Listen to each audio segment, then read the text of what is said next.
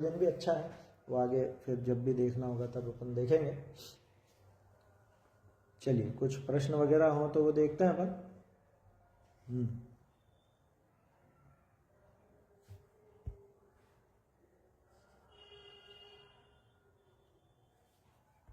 मेरा 2 क्वेश्चन है।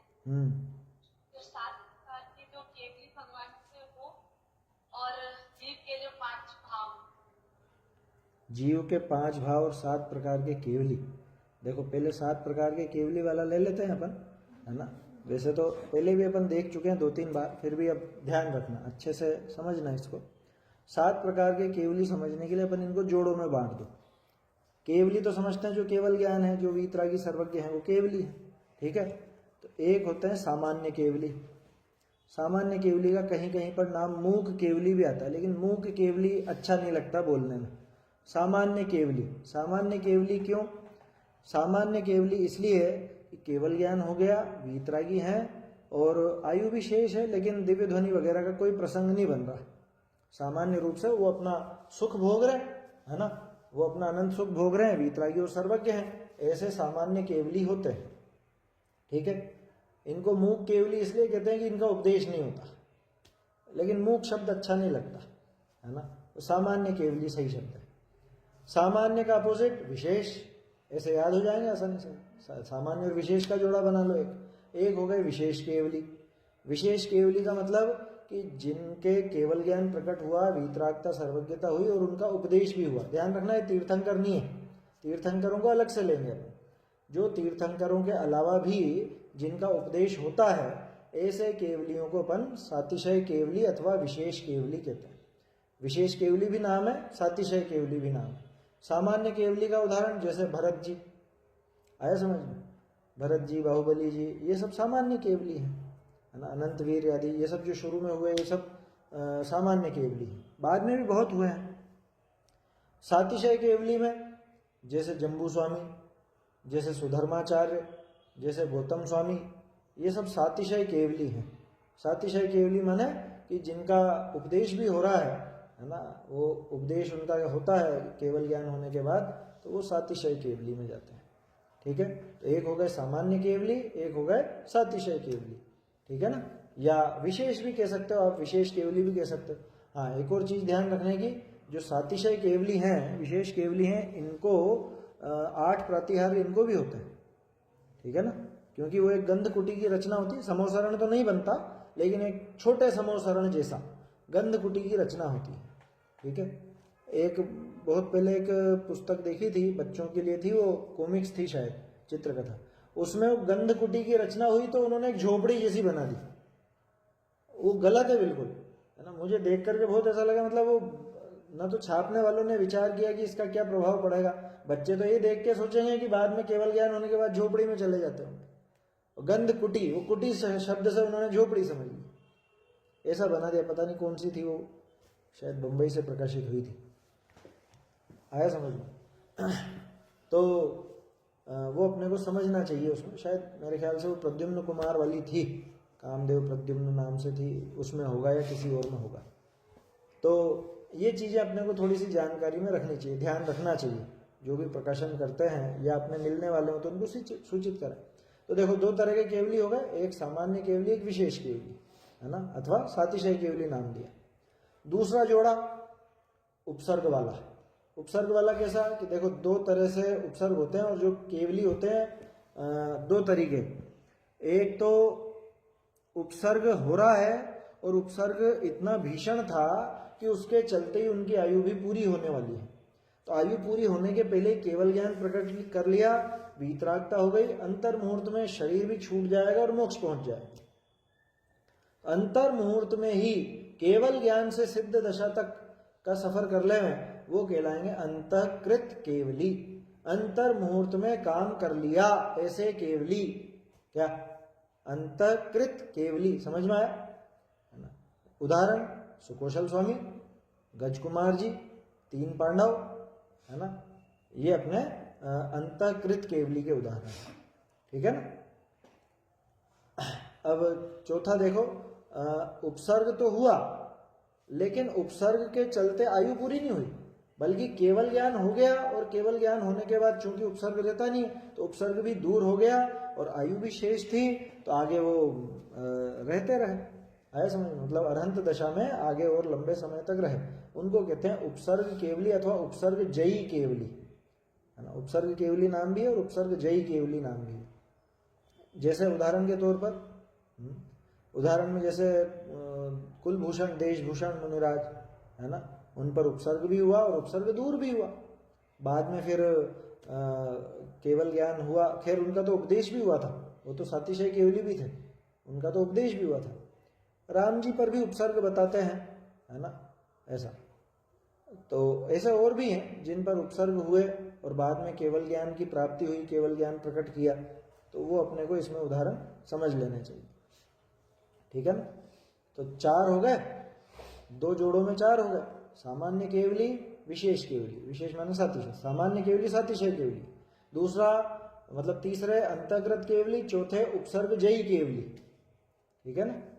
अब बचे 3, तो 3 प्रकार के केवलियों में 3 प्रकार के तीर्थंकर, एक 2 कल्याणक वाले तीर्थंकर, एक 3 कल्याणक वाले तीर्थंकर और एक 5 कल्याणक वाले तीर्थंकर।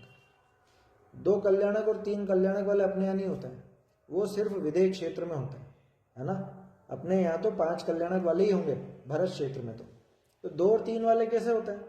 2 और 3 वाले ऐसे होंगे कि जैसे मान लो कोई जीव गृहस्थ दशा में है ना, पैदा तो हो ही चुके, पेट में तो कोई क्या बोलते हैं, गर्भ में तो किसी के तीर्थंकर प्रकृति बंधती नहीं है।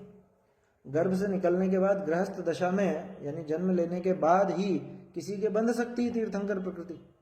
अब कोई जीव ऐसा है कि तीर्थंकर प्रकृति भी इसी भव में बंधी और इसी भव में उनको मोक्ष भी जाना है, तो अब क्या होगा कि भाई गर्भ और जन्म तो निकल गया, अब क्या बचा कि तप कल्याणक हो सकता है और ज्ञान कल्याणक और मोक्ष कल्याणक हो जाएगा। तो ऐसे उनके 3 कल्याणक बनेंगे।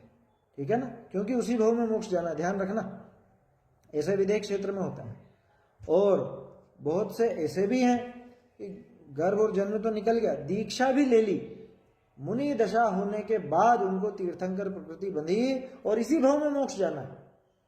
क्या मुनि होने के बाद तीर्थंकर प्रकृति बंधी और इसी भव में मोक्ष जाना, तो अब कितने बचे कि भाई गर्भ हो नहीं सकता, जन्म हो नहीं सकता और दीक्षा कल्याणक भी निकल गया, दीक्षा भी हो चुकी, तो अब तो केवल ज्ञान कल्याणक और मोक्ष कल्याणक, ये 2 कल्याणक होते हैं।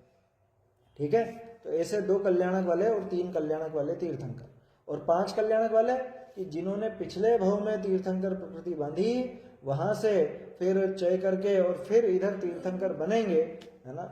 ऐसे 5 कल्याणक वाले तीर्थंकर होते हैं। तो भरत क्षेत्र और ऐरावत क्षेत्र में तो नियम से 5 कल्याणक वाले तीर्थंकर ही होते हैं, और विदेह क्षेत्र में 2 कल्याणक वाले, 3 कल्याणक वाले और 5 कल्याणक वाले, तीनों प्रकार के होते हैं।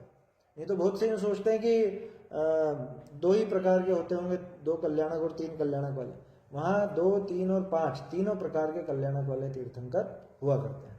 तो ऐसे ये 7 प्रकार के केवली हैं, है ना। ये 7 प्रकार के केवली इस तरह से होते हैं। अब देखो अगला प्रश्न क्या है अपना, है? नाम कैसे, उदाहरण, हाँ नाम एक बार दोहरा लेते हैं। सामान्य केवली, इनका दूसरा नाम मूक केवली। सामान्य का अपोजिट विशेष या सातिशय, सातिशय भी कहते हैं अपन क्योंकि उनके 8 प्रातिहार्य होते हैं। तो सामान्य विशेष, अंतःकृत केवली, उपसर्ग केवली। ठीक है ना, अंतःकृत और उपसर्ग ये 2 के जोड़े बन गए, और फिर 3 का जोड़ा आ गया अपने, जिसमें 3 तीर्थंकर, कौन से, एक तो 2 कल्याणक वाले तीर्थंकर, एक 3 कल्याणक वाले तीर्थंकर और एक 5 कल्याणक वाले तीर्थंकर, ऐसा। ठीक है, अब ये हो गई 7 केवली की चर्चा। 5 भाव, है ना। अब 5 भाव का जो प्रकरण है वैसे तो विस्तृत है बहुत। इसको क्षयोपशम तो देखा था पिछली बार अपन ने, क्षयोपशम समझ में आया, नहीं आया? देखो क्षयोपशम हो गया ना, तो अब इसको ऐसे समझो, उदाहरण के माध्यम से अपन समझने का प्रयास करेंगे। 5 भाव की डिटेल देखनी है तो वो जो पाठ है उस पाठ में देख लो, तत्व ज्ञान पाठमाला का पाठ होगा या वीतराग तत्व ज्ञान वाले में ही शायद पंचभाव वाला पाठ। और अगर ग्रंथ से देखना है तो तत्वार्थ सूत्र में दूसरे अध्याय का पहले से लेके 7वां सूत्र, शुरू के 7 सूत्र दूसरे अध्याय के, है ना, वहां पे आपको पूरी डिटेल मिलेगी। उसको बारीकी से समझना है तो सर्वार्थ सिद्धि जरूर पढ़ें साथ में, वो टीका से विशेष समझ में आएगा। चलो सामान्य रूप से थोड़ी चर्चा अपन करते हैं। कर्म की अलग अलग दशाएं हैं, है ना, उनमें से 5 भाव में मुख्य रूप से अपन ने 4 दशाओं के आधार पर बात की। एक उपशम, क्षय, क्षयोपशम और उदय। क्या? उपशम, क्षय, उदय और क्षयोपशम 4 है। तो ये 4 जो हैं, इनमें जो निमित्त बने अथवा इनके निमित्त से जो हो, उनको वैसा नाम दे दिया जाता है। जैसे कर्म के उपशम के निमित्त से होने वाले भाव को औपशमिक भाव कहा जाता है, यानी इधर कर्म का उपशम हुआ और उधर वो औपशमिक भाव प्रकट हो गया। अब ये क्या चीज है, पहले इनको समझ लेते हैं अपन। उपशम क्या, उदय क्या, क्षय क्या, क्षयोपशम क्या, इन चारों को समझेंगे तो अपने को वो कर्म की दशा समझ में आएगी। पानी का उदाहरण लेते हैं, आचार्य देव स्वयं ही पानी का उदाहरण लेते हैं। जैसे एक बर्तन में पानी भरा हुआ है, ठीक है ना, मान लो जैसे सरकारी नल से पानी आता है, अपन पानी भर के रखते हैं। अब पानी भरा हुआ है तो वो पानी में गंदगी भी है, सब है उसमें, तो गंदा भी है वो पानी, है ना, पीने लायक भी उसी में से निकलेगा और गंदगी भी उसमें ही है, सब चीजें उसमें। अब ज्यादातर लोग क्या करते हैं, फिटकरी होती है ना, फिटकरी होती है, निर्मली भी बोलते हैं उसको, तो पानी में ऐसे ऐसे ऐसे ऐसे फिटकरी घुमाई, तो फिटकरी घुमाते ही क्या होता है कि वो सारा मेल नीचे बैठ जाता है, ठीक है, सारा मेल नीचे बैठ गया, एकदम नहीं, मतलब 2-5 मिनट के अंदर पूरा मेल नीचे बैठ जाता, ऊपर साफ पानी रह जाता है ना, बिल्कुल साफ पानी, नीचे गंदा और ऊपर साफ।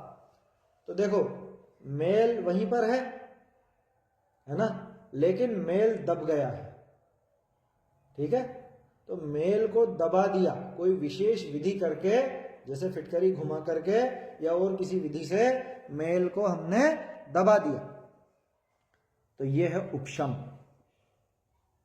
उपशम में यही उदाहरण आया समझ में, उपशम इससे समझ में आ जाता है, दबाना, बैठ जाना, है ना, तो जिसने दबा दिया उसने उपशम किया। किसको दबाया? कर्मों को। कर्मों को तो ये कैसे दबाएगा, है, ये कैसे दबाएगा कि ये तो अपना कार्य करता है और उधर कर्मों का स्वयमेव उपशम होता है। ध्यान रखना, उपशम हुआ है, नष्ट नहीं हुए वो। मेल बैठा ही है ना वहां पे, मेल बैठा ही है। अभी मान लो कोई शरारती बच्चा आए और उसको हिला दे बर्तन को जोर से, है? या एक थोड़ा सा वो बर्तन लेकर के और उसके अंदर ऐसे ऐसे ऐसे चम्मच घुमा दे, क्या होगा कि जो मेल बैठा था वापस सारा का सारा ऊपर आ जाता है ना, तो मेल वहां बैठा है। अब ये बताओ कि वो मेल जो बैठा हुआ है पूरा नीचे और ऊपर बिल्कुल साफ है, तो ऊपर का पानी लेकर के हम पी सकते हैं या नहीं? पिया जा सकता है। ऊपर के पानी में शुद्धता है या नहीं? कितनी शुद्धता है? पूरी या थोड़ी कम? पूरी शुद्धता, पूरी तरह से शुद्ध है वो पानी, इसीलिए तो ऊपर से लेकर के पी लेते हैं अपन। मेल पूरा नीचे बैठ गया, मेल पूरा नीचे है, इसका मतलब ऊपर तो पूरी शुद्धता है। तो औपशमिक भाव में भी पूर्ण शुद्धता होती है। ये अलग बात है कि वो पूर्ण शुद्धता परमानेंट नहीं होती। आया समझ में? शुद्धता में कमी नहीं है, उसमें शुद्धता पूरी है, बस इतना सा है कि मेल साथ में दबा हुआ है, बैठा हुआ है ना। थोड़ी देर बाद अपने आप ही, ये उपशम का स्वरूप है ऐसा, थोड़ी देर बाद कुछ ना कुछ होगा और वो सारा मेल ऊपर आ जाएगा। कुछ ना कुछ तो होगा इसका, वो मेल वापस आएगा ऊपर, है ना। ये उपशम का स्वरूप है। चाहे यहाँ पे आप उपशम वो सम्यक तो चारित्र की बात कर लो, चाहे उपशम श्रेणी की बात कर लो, मेल वापस उठ करके आएगा ही आएगा, वो हमेशा दबा नहीं रह सकता। अगर आपको परमानेंट इलाज चाहिए तो क्या करेंगे कि वो जो पानी है ना, वो जो ऊपर साफ पानी, बिल्कुल साफ जग पानी, पहले तो अपन ने फिटकरी से घुमा करके मेल को नीचे बिठा दिया, अब धीरे धीरे धीरे धीरे उस पानी को दूसरे बर्तन में निकाल, आया समझ में? पानी को दूसरे बर्तन में अपन ने निकाल लिया, पानी नितार लिया, और उसके बाद जो मेल था उसको एक तरफ फेंक दिया। अब बताओ मेल कहाँ है? कि अब मेल की सत्ता ही नहीं बची। अब कोई भी बच्चा आकर के उस पानी में कितनी चम्मच घुमाए या कुछ भी करे, ऊपर से नीचे कर दे, अब उसमें अशुद्धि आने वाली नहीं है ना? क्या शुभ अशुभ दोनों भाव? हाँ, दोनों, सब अशुद्धि माने अशुद्धि, है ना? अभी यहाँ शुभ अशुभ की बात नहीं है, ये कर्मों की तरफ से अपन बात कर रहे हैं, उसको उस ढंग से समझना, ठीक है ना? इसमें शुभ अशुभ की बात नहीं है। उपशम में शुभ का कोई काम ही नहीं है, क्योंकि उपशम जो होता है वो सिर्फ और सिर्फ मोहनी कर्म का होता है। मोहनी कर्म के अलावा किसी और कर्म में उपशम होता ही नहीं। उसमें कौन सा शुभ और अशुभ लगाओगे? आया समझ में? हाँ, यूं आप कह सकते हो कि जो चारित्र मोहनी के उदय से शुभ भाव होते हैं, तो यह भावों की बात है ही नहीं, यहाँ पे तो उस कर्म की प्रकृति की बात है। आया समझ में? कर्म की प्रकृति की बात है। तो उपशम समझ में आया? उपशम माने वो जो अशुद्धि है उस अशुद्धि को पूरी तरह से दबा देना। कर्मों की तरफ से क्या लेंगे कि कर्म की शक्ति को प्रकट नहीं होने देना, कर्म की शक्ति को दबा के रखना। अब ये बताओ, इसमें एक बात अपने आप ही समझ में आनी चाहिए कि किसी को कब तक दबाया रखे जा सकता है? दबा करके कब तक रखेंगे? वो आएगा ही सही ना, है? जैसे मान लो कोई स्प्रिंग है, अब वो स्प्रिंग को आपने ऐसे दबा के रख दिया, ठीक है? दबा रखा, कब तक दबा के बैठोगे? अरे छोड़ोगे तो सही, हाथ खाली तो करोगे ही करोगे। जैसे ही हाथ से यूं छोड़ा, वो स्प्रिंग वापस अपने उस आकार में आ जाएगी। समझ में ही बात? तो ऐसे ही ये कर्म का उपशम होता है। इसलिए मैंने कहा ये टेम्पररी काम होता है, परमानेंट होता ही नहीं है। उपशम का ये स्वरूप है कि वो गंदगी वापस उठेगी उठेगी, वो कर्म वापस उदय में आएगा ही सही। ये हो सकता है कि उसका रूप कुछ बदले या कुछ कैसा हो, लेकिन आएगा। आया समझ में? अभी अपन बात करेंगे उसकी क्या होता है उपशम में, और मतलब जो कर्म की क्या दशा बनती है। तो एक तो हो गया उपशम। परमानेंट इलाज करना हो तो कि वो जो गंदगी थी उसको मतलब तरीके से साफ साफ पानी को अलग निकाल ले और गंदगी को एक तरफ फेंक दे। ये हो गया क्षय। क्षय होने के बाद वापस अशुद्धि नहीं आती। कर्म का क्षय हो जाए उसके बाद फिर कोई अशुद्धि आने का सवाल ही पैदा नहीं होता। जब आपने पानी दूसरे बर्तन में निकाल लिया, अब गंदगी कहाँ से आएगी बताओ? अब उदाहरण को उदाहरण जितना ही रखना, नहीं तो अभी कोई यूं सोचने लगे कि कोई ऊपर से धूल मिट्टी डाल देवे तो, है? उदाहरण को उदाहरण जितना ही रखना चाहिए, वो फालतू में नहीं खींचना उसको, है ना? उदाहरण सिर्फ ये समझने के लिए है कि भाई ये पानी पूरी तरह से शुद्ध हो चुका है, अब इसमें कोई मेल का काम शेष नहीं रहा, और इस पानी को अलग निकाल लिया तो अब इसमें गंदगी अपने आप होने वाली नहीं। इतनी सी बात है, ठीक है? उसका आराम से आप उसका सेवन कर सकते हो, है ना? उपशम वाले का भी कर सकते थे, ठीक है ना? तो ये दो चीजें हो गई, एक हो गया उपशम, एक हो गया क्षय। अब देखो, एक है उदय, जो पानी भरा था ना, अब उसमें गंदगी हर जगह ही थी, ऊपर भी कुछ मेल था, नीचे भी कुछ मेल था, कुछ बीच में भी था, आगे पीछे सब जगह था। वो पूरी तरह से उदय चल रहा था, माने वो तो अपन काम में नहीं ले सकते, वो अशुद्धि है पूरी उसमें, ठीक है? अब चौथा क्षयोपशम। पहले क्षयोपशम का उदाहरण समझ लो। जब उपशम किया था, फिटकरी घुमाई थी अपन ने, फिटकरी घुमाई तो सारा मेल नीचे बैठ गया था, ठीक है ना? और हुआ क्या कि जरा सा किसी ने ऐसे बस जरा सा किया, थोड़ा सा, तो उस मेल में से हल्का सा मेल, पूरा नहीं, हल्का सा, मामूली सा, ऐसा नहीं था कि नहीं पी सके, हल्का सा, कोई मामूली सा कण वगैरह बारीक, वो आ गया ऊपर। ध्यान रखना, उदय में अलग है, उदय में तो पूरा ही सब गंदा ही गंदा है पूरा, ठीक है ना? और इसमें क्या है कि सारा मेल तो नीचे ही बैठा, थोड़ा सा हल्का सा ऊपर आया है, हल्का सा, है ना?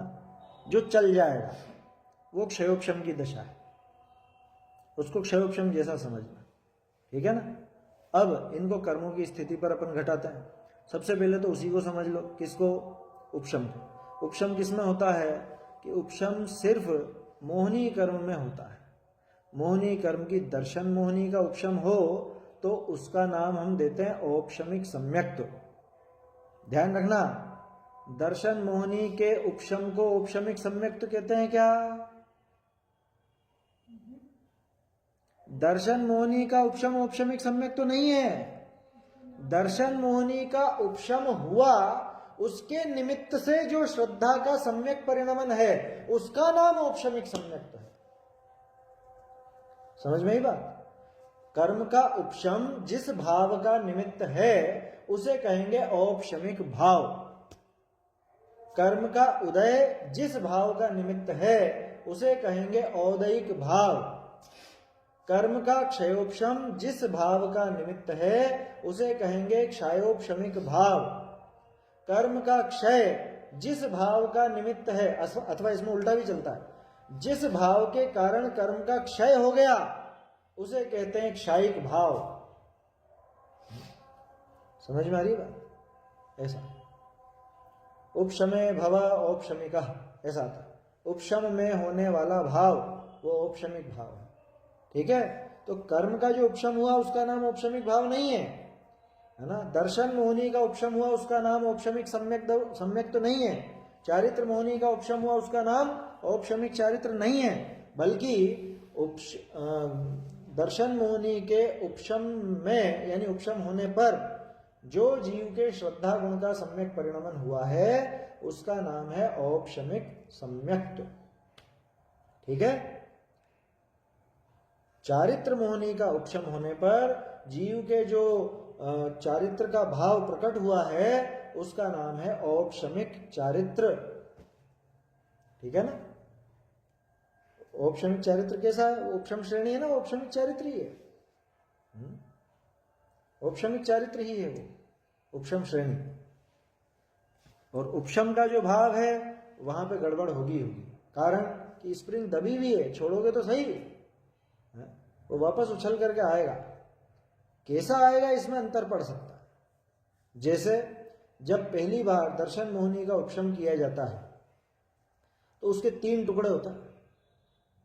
मिथ्यात्व जब टूटता है ना तो एक तो रहता है उसका बड़ा टुकड़ा जो खुद मिथ्यात्व, और 2 टुकड़े छोटे और हो जाते हैं, है ना। एक उससे छोटा होता है, उसका नाम है, क्या नाम है? सम्यक मिथ्यात्व, जिसको अपन मिश्र भी कहते हैं। और दूसरा एक छोटा बारीक टुकड़ा वो होता है, उसका नाम है सम्यक्त्व। आया समझ में? सीधा है, याद करने में कठिन नहीं है। 3 टुकड़े हुए, एक मिथ्यात्व, एक सम्यक्त्व और एक सम्यक मिथ्यात्व। ठीक है ना। अब वो जो स्प्रिंग दबा रखी अपन ने इसकी मोहनी की, अंतर मुहूर्त बाद ये पावर में आएगा। इन तीनों में से कोई ना कोई आएगा, इन तीनों में से कोई ना कोई उदय में आएगा। ये नियम है। क्या होगा फिर? अगर ये मिथ्यात्व ही उदय में आ गया तो ये पहले गुण स्थान में चला जाएगा। आया समझ में? अगर ये सम्यक मिथ्यात्व उदय में आया तो ये तीसरे गुण स्थान में चला जाएगा। और अगर ये सम्यक्त्व प्रकृति उदय में आई तो ये चौथे गुण स्थान में ही बना रहेगा। लेकिन अब हल्का सा क्षयोपशमिक भाव हो गया ना यहाँ पर, तो हल्की सी गंदगी वहां उदय में आ जाएगी, तो वो क्षयोपशम रूप क्षयोपशम सम्यक तो वहां होगा। कुल मिला के औपशमिक तो रहेगा नहीं, औपशमिक तो छूटेगा ही छूटेगा। ये नियम है। औपशमिक सम्यक तो हो वो भी छूटेगा और औपशमिक चारित्र हो वो भी छूटेगा। समझ में आया? तो ऐसा होता है। ये औपशमिक भाव ऐसा है प्योर, बिल्कुल शुद्धता में कमी नहीं है, लेकिन वो गंदगी वहीं पर दबी हुई है। वो थोड़ा सा ठल्ला लगा और ये ऊपर उभर कर आने वाली है। तो ये तो हो गया औपशमिक। ठीक है, कर्म के उपशम में ये होता है। उदय तो समझ में आता ही। कर्म के उदय में जो तरह तरह के भाव होते हैं, जैसे गति जाति वगैरह, है ना, ये सब कर्म के उदय में मिलती है अपने। मिथ्या दर्शन, संसार दशा, ये सब कर्म के उदय में मिलते हैं। ठीक है, तो उपशम हो गया, उदय हो गया। क्षय, कर्म का क्षय हो गया तो कर्म का क्षय होने पर कोई विकार रहेगा नहीं। मतलब जिस कर्म का क्षय हुआ है उस कर्म संबंधी कोई विकार रहने वाला नहीं। मान लो मिथ्यात्व का क्षय कर दिया तो अब कभी कभी भी इसको मिथ्यात्व नहीं होने वाला, मिथ्या दर्शन नहीं होगा, हमेशा हमेशा के लिए सम्यक दृष्टि हो गया ये। उसको अपन कहते हैं क्षायिक सम्यक्त्व। शुद्ध पानी को निकाल के अलग ही बर्तन में रख लिया और अशुद्धि पूरी तरह से फेंक दी, अब कोई दिक्कत आने वाली नहीं है। चौथे गुणस्थान में भी क्षयिक सम्यक तो हो जाता है। समझ में आई बात? तो कर्म का क्षय हो गया, उसके बाद फिर उसको वो छूटने वाला नहीं है, वो फिर नाश होने वाला नहीं है उसका। बोलो। ये श्रेणी में क्या डिफरेंस आता है? आपने बोला ना कि जो भी औपशमिक सम्यक है वो छूटेगा ही छूटेगा, वो पक्की बात है। तो ये औपशमिक सम्यक हमने प्राप्त किया होगा क्या? हो सकता है पहले किया हो, उसमें क्या है, कोई हुआ थोड़ी ना है सम्यक दर्शन। सम्यक दर्शन पहले प्राप्त किया हो, इसमें कोई बड़ी आश्चर्य की बात नहीं। लेकिन ये बात पक्की है, पहले मरे तो मिथ्या दृष्टि थे, सम्यक दर्शन सहित मरते तो यहाँ पंचम काल में पैदा नहीं होते। सम्यक दृष्टि कर्म भूमि में पैदा नहीं होता, इसलिए मिथ्यात्व सहित ही मरे हैं। पहले किया होगा लेकिन छूट गया, तो जो छूट गया वो तो छूट गया, नए सिरे से काम करो। दृष्टोपि समारोपात ताद्रिक, ऐसा आचार्य देव ने सिद्धांत दिया है कि देखा हुआ भी नहीं देखे के समान हो जाता है जब समारोप आ जाता है। तो पहले प्राप्त कर लिया तो वो तो गया है ना, अभी नया प्राप्त करो। ये श्रेणी क्या होती है? एक होता है प्रथम उपशम सम्यक और द्वितीय उपशम सम्यक, और एक होता है ना कि उपशम श्रेणी और चपक श्रेणी। तो इसमें मतलब वो क्या हुआ, इसमें मतलब डिफरेंस क्या हुआ? देखो, ये दो तो श्रेणियां हो गई। श्रेणी तो मुनि दशा में मांडी जाती है। 7वें गुणस्थान में जब मुनिराज होते हैं वहां पे आत्मलीनता और बढ़ती जाती, और बढ़ती जाती, शुद्धि और बढ़ती जाती है, इधर कषाय नष्ट होती जाती है, ये श्रेणी बोलते हैं इसको। तो श्रेणी दो तरह की, उपशम श्रेणी और क्षपक श्रेणी। उपशम श्रेणी में क्या होगा कि जैसे इधर उपशम सम्यक्त में हुआ ना, तो वो चारित्र के सारे दोषों को दबा देंगे बिल्कुल, क्या कोई नजर ही नहीं आएगा वहां पर। आखिर में एक सूक्ष्म लोभ बचता है बस, उसको भी दबा दिया जाता है आखिर में, और कोई नजर नहीं आता, उसे भी दबा दिया जाता है। लेकिन उसकी लिमिट यही है कि बस वो अंतर मुहूर्त में 11वें गुण स्थान तक होगा और वापस रिवर्स मारेगी गाड़ी। आया समझ में? वापस से वो गिर करके, ऐसा भी हो सकता है गिरते गिरते पहले गुण स्थान तक पहुंच जाए, है ना। गिर करके 7वें तक का तो नियम ही है, 7वें में तो आएंगे ही आएंगे, है ना, और पहले तक भी पहुंच जाए, ऐसा भी संभव है। ठीक है ना, बोलिए। तो चपक श्रेणी, शपक श्रेणी में तो क्षय कर दिया, अब क्या गिरना है, वहां तो क्षय करते जा रहे हैं, अब वापस आने वाला नहीं है वो। अब जो क्रोध गया सो गया, मान गया सो गया, माया गई सो गई, लोभ गया सो गया, अब वापस आने वाले नहीं। समझ में ही बात? तो क्षायिक सम्यक दर्शन बोलेंगे उसको, क्षायिक सम्यक दर्शन नहीं, क्षयिक सम्यक दर्शन अलग चीज है, क्षपक श्रेणी अलग चीज है। क्षपक श्रेणी जो है वो चारित्र मोहनी का काम तमाम करेगी। आया समझ में? और क्षयिक सम्यक तो जो है वो तो दर्शन मोहनी और इनका मिथ्यात्व से संबंधित काम करेगी। ऐसा क्षयिक सम्यक में तो क्षयिक में तो क्षयिक सम्यक में क्यों गिरेगा? उपशम में गिरेगा। और ये प्रथम उपशम सम्यक और द्वितीय उपशम सम्यक, प्रथमोपशम सम्यक तो जब भी कोई मिथ्या दृष्टि जीव औपशमिक सम्यक तो प्रकट करेगा उसको बोलते हैं प्रथमोपशम सम्यक। चाहे वो 1000वीं बार करे तो भी प्रथमोपशम कहलाता है। बहुत से लोग जो समझते हैं प्रथमोपशम माने जो आज तक कभी प्राप्त नहीं किया और अब करेगा तो प्रथमोपशम, दूसरी बार करेगा तो द्वितीयोपशम, ऐसा नहीं है। प्रथम शब्द का अर्थ क्या देखा था अपन ने? मिथ्या दृष्टि।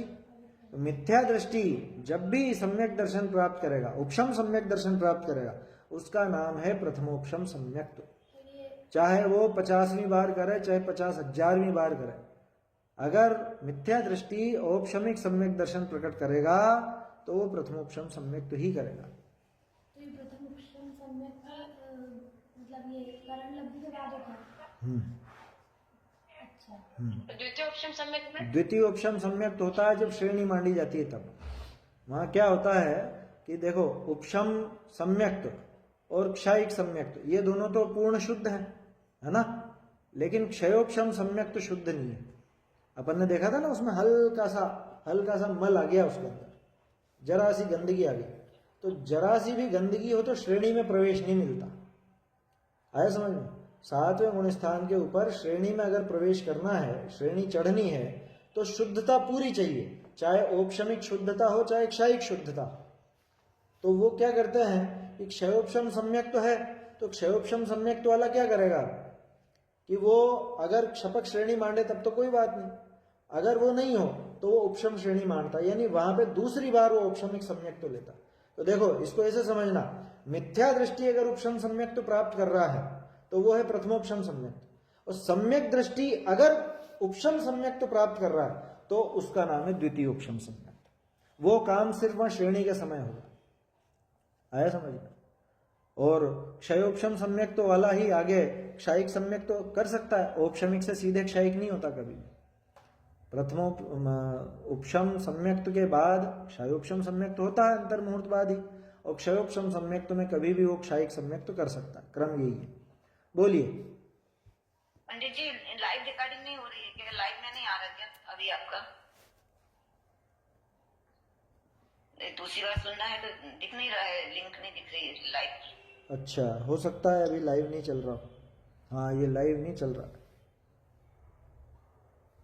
लाइव हुआ ही नहीं शायद आज। कोई बात नहीं, पंडित जी ग्रुप में लिंक डाल दीजिएगा आज का थोड़ा।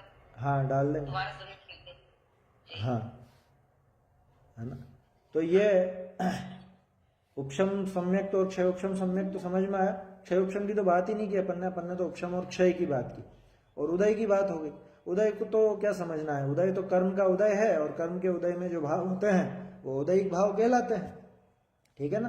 कर्म का उपशम होने पर जो भाव हो वो उपशमिक भाव, कर्म का उदय होने पर जो भाव हो वो उदयिक भाव, कर्म का क्षय होने पर जो भाव हो क्षयिक भाव, और कर्म का क्षयोपशम होने पर जो भाव होते हैं वो क्षयोपशमिक भाव है। क्षयोपशम की परिभाषा पिछले हफ्ते अपन ने देखी थी, है ना। क्षयोपशम में वो सर्वघाती और देशघाती वाला सिस्टम समझना पड़ता है, तो उससे वो समझ में आती है बात। ठीक है ना। कोई समझ लो घातिया कर्म है, हाँ घातिया कर्म है। अब उस घातिया कर्म में तो दो प्रकार के घातिया होते हैं, एक सर्वघाती और एक देशघाती प्रकृतियां। तो जो सर्वघाती प्रकृतियां हैं उनमें तो सारे के सारे स्पर्धक सर्वघाती ही होते हैं, लेकिन जो देशघाती प्रकृतियां हैं उनमें कुछ सर्वघाती स्पर्धक भी होते हैं और कुछ देशघाती स्पर्धक होते हैं। तो क्षयोपशम में क्या होता है कि अभी वर्तमान काल में जो सर्वघाती स्पर्धक उदय में आने वाले हों, वर्तमान कालीन नहीं, वर्तमान काल में उदय आने वाले हों, तो वर्तमान काल में उदय आने वालों का तो अभी मना गया कि भैया अभी ये उदय में नहीं आएंगे, उसको बोलते हैं अपन उदयाभावी क्षय। ठीक है ना। और भविष्य में जो आने वाले हैं वो भविष्य में ही आवे, अभी पड़े रहे, अभी कुछ नहीं करें। क्या मतलब? कह रहे उदीर्ण होकर के भी नहीं आवे अभी, है ना। अपन ने पिछले हफ्ते उदाहरण लिया था ना, जैसे पैसे लेने वाले अपने से पैसे वापस, अपन ने जिनसे उधार ले रखा है वो उधार मांगेंगे वापस, अपना पैसा वापस मांगेंगे। तो कुछ तो जो आज ही हैं बड़े लेने वाले, ज्यादा पैसा जिनसे ले रखा है वो आज ही आ रहे हैं, तो उनसे कह दिया कि आज मत आना। और जो 1 महीने बाद आने वाले थे उनसे भी कह दिया कि आप 1 महीने बाद ही आना, अभी आप बिल्कुल आ मत जाना। वो कहेगा मैं कहाँ आ रहा था अभी, कि भले नहीं आ रहे थे, मान लो आ रहे होते तो भी मत आना, यूं। ठीक है ना। तो सर्वघाती स्पर्धक जो वर्तमान काल में उदय आने वाले हैं उनका तो उदय का अभाव, और जो भविष्य में उदय में आने वाले हैं उनको सत्ता में पड़े रहो, सद अवस्था रूप उपशम। ठीक है। तो वो तो कहलाया उदयाभावी क्षय, और ये कहलाया सदवस्था रूप उपशम। ठीक है ना। अब तीसरा जो देशघाती स्पर्धक है, प्रकृतियां तो देशघाती थी, उन देशघाती प्रकृतियों में सर्वघाती स्पर्धकों का उदयाभावी क्षय और सर्वघाती स्पर्धकों का ही सदावस्था रूप उपशम, है ना, वर्तमानकालीन और भविष्यकालीन।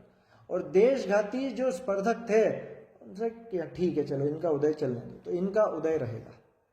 देशघाती स्पर्धकों का उदय, है ना, सर्वघाती स्पर्धकों का उदयाभावी क्षय, सर्वघाती स्पर्धकों का सदावस्था रूप उपशम, ये तीनों दशाएं मिलकर के बनता है क्षयोपशम।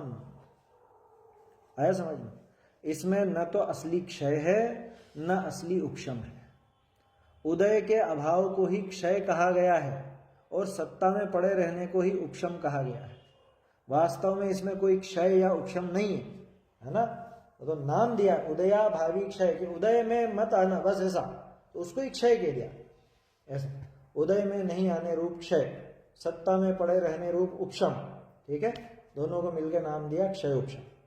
क्षयोपशम असली क्षय और असली उपशम नहीं है, ठीक है। और ऐसे क्षयोपशम में जो दशा होती है उसका नाम है क्षयोपशम दशा, ठीक है। तो ऐसे औपशमिक, क्षयिक, क्षयोपशमिक और औदैक, इसमें कर्मों का निमित्त लगता है। इनके भेद आप देखोगे तो औपशमिक के 2 भेद प्रसिद्ध हैं, सम्यक्त और चारित्र। क्षयिक भाव के 9 भेद है ना। सम्यक्त चारित्र तो जोड़ ही लो इसके अंदर। इसके अलावा ज्ञान, दर्शन, दान, लाभ, भोग, उपभोग, वीर्य, जिनको अपन 9 केवल लब्धियां भी बोलते हैं। 9 क्षयिक लब्धियां, ये क्षयिक भाव ही हैं। आया समझ में? सरल है, याद करने में कठिन नहीं है। सीधा सा 4 घातीय कर्मों के अभाव वाली चीजें याद रख लो, है ना। क्षयिक ज्ञान, ज्ञानावर्णी, दर्शनावर्णी से क्षयिक दर्शन, है ना। मोहनी के 2 ले लो, एक क्षयिक सम्यक तो एक क्षयिक चारित्र, 4 हो गए। और अंतराय के अभाव में 5, दान, लाभ, भोग, उपभोग, वीर्य, है ना। तो ऐसे एक क्षयिक 9 क्षयिक लब्धियां, 9 केवल लब्धियां कहलाती है, ठीक है। ऐसे देखो, अब इसमें ऐसे समझना, औपशमिक भाव सिर्फ मोहनी से संबंधित है, यानी इसको अपन कर्मों की तरफ से लेते हैं। उपशम सिर्फ मोहनी का होगा, ठीक है। क्षय सिर्फ तो नहीं कहना चाहिए, क्योंकि क्षयिक भाव की बात है। क्षयिक भाव सिर्फ घातीय प्रकृतियों के अभाव में होंगे, उनको क्षयिक भाव कहा। हालांकि आगे भी सारे के सारे वो क्षयिक हो जाते हैं, लेकिन क्षयिक भाव जो 9 गिने हैं, उन 9 का संबंध 4 घातीय से। क्षयोपशमिक भाव देशघाती प्रकृतियों का ही होगा। सर्वघाती का कभी क्षयोपशम नहीं होता, देशघाती का ही क्षयोपशम होता है, ठीक है ना। तो ज्ञान, अज्ञान, दर्शन, लब्धि, ऐसे ये सब भेद हैं उसके। 18 भेद है ना। क्षयोपशम के, क्षयोपशमिक भाव के 18 भेद। और औदैक भाव, कि वो तो घातिया हो कि अघातिया हो, सर्वघाती हो चाहे देशघाती हो, सबके उदय में औदैक भाव होता है, ठीक है ना। औदैक भाव के 21 भेद बताए। और पारिणामिक भाव क्या है? कि पारिणामिक भाव ऐसे हैं कि स्वभाव आत्म लाभ ही जिसका प्रयोजन है, ऐसा पारिणामिक भाव। क्या मतलब? मतलब ये है कि उसमें कोई कर्म का निमित्त नहीं है। वही हम जीव हैं, बोलो किस कर्म के उदय से, या किस कर्म के उपशम से, या किस कर्म के क्षयोपशम से, या किस कर्म के उदय से।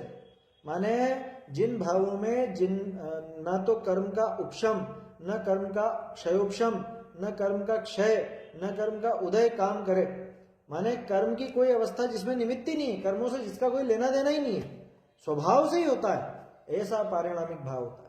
पारिणामिक भाव 3 प्रकार के हैं, जीवत्व, भव्यत्व और अभव्यत्व। ये स्वभाव से ही होता है। कोई जीव अभव्य है तो है स्वभाव से, किसी कर्म की वजह से ऐसा नहीं है। बहुत से लोग सोचते हैं ऐसा क्या कर्म बांधा उसने जो बेचारा अभव्य बन गया, ऐसे कौन से कर्म का उदय है जो ये अभव्य है, या इसने कौन से कर्म का नाश कर दिया जो भव्य हो गया। भैया भव्य अभव्य स्वभाव से होता है। जैसे पानी स्वभाव से शीतल होता है, आग स्वभाव से गर्म होती है, ठीक है ना। ऐसे तो उसी तरह से कोई जीव स्वभाव से भव्य या अभव्य होता है। हालांकि अभव्य बहुत कम होता है, अभव्यों की संख्या कम होती है, भव्यों की संख्या ज्यादा होती है, ठीक है ना, ऐसा समझना। और एक और चीज, इसमें से अभव्यत्व और जीवत्व ये हमेशा रहते हैं, भव्यत्व नष्ट हो जाता है। भव्यत्व किसका नष्ट होता है? भव्य जीव मोक्ष को प्राप्त हो गया तो अब भव्य नहीं रहा, काम हो गया ना। भव्य किसको कहते हैं? होने लायक, होने योग्य को भव्य कहा जाता है। अब हो ही गया, अब क्या कहेगा भव्य, ठीक है ना, ऐसा। तो इस तरह से ये 5 भाव की संक्षेप में चर्चा है। विस्तार से तो वहां पे टीका देखेंगे तो समझ में आएगा, है ना। ये तो अलग से ही प्रकरण चले ना पूरा वो पाठ के आधार से, तो विशेष समझ में आता है। बाकी तो संक्षेप में जितना बन सका अपन ने चर्चा कर ली। क्षयोपशम की चर्चा पिछली बार हो गई थी, इस वजह से अभी ज्यादा डिटेल में उसको नहीं लिया अपन, ठीक है ना। पारिणामिक भाव, परम पारिणामिक भाव जीवत्व, जिसके आधार से जीव सम्यक दर्शन प्रकट करता है। अपने जीवत्व को स्वीकार करे तो सम्यक दर्शन प्राप्त हो, है ना, ऐसा। चलिए समाप्त करते हैं। चैतन्य का स्मरण प्रतिक्षण ही करो रे, भव के रे, अक्षय अनंत निज सौख्य निधान पाओ, गाओ अरे नित्य इसी के गीत गाओ, निज निधि निज में बताई यह अनंत उपकार है, इसके लिए जिन वाणी माँ को वंदना शत बार है, वंदना शत बार है।